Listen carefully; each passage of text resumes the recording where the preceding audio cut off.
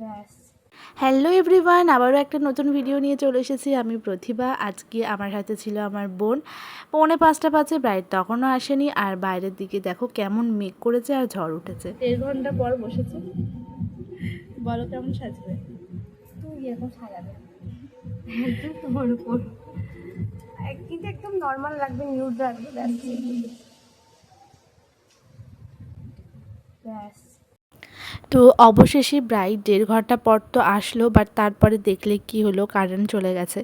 মানে আমার সাথে তো এটা এখন মানে কি বলবো, মানে সামার সিজনে ব্রাইড করতে যাওয়া মানে কারেন্ট অফ হবেই, এটা এখন মানে কমন ব্যাপার হয়ে গেছে আমার সাথে।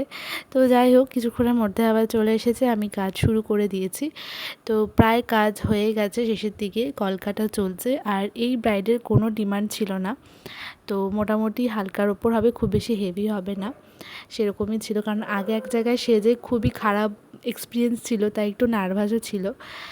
বাট যাই হোক, আমি চেষ্টা করেছি ওকে ভালো করে ওর মনের মতো করে রেডি করার। আর সেদিনকার এতটাই গরম ছিল যে ঘরের ভেতরে ব্রাইডকে বসাতেই পারিনি, বারান্দার মধ্যে বসে সাজাচ্ছি দেখো তোমরা।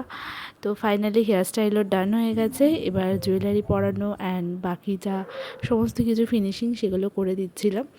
তোমরা কিন্তু অবশ্যই কমেন্টে বলো আজকের ব্রাইডের লুকটা তোমাদের কেমন লাগলো, আর ব্রাইডের কাছে শুনে নি কেমন লাগলো। আজকে তোমার সেজে কেমন লাগলো?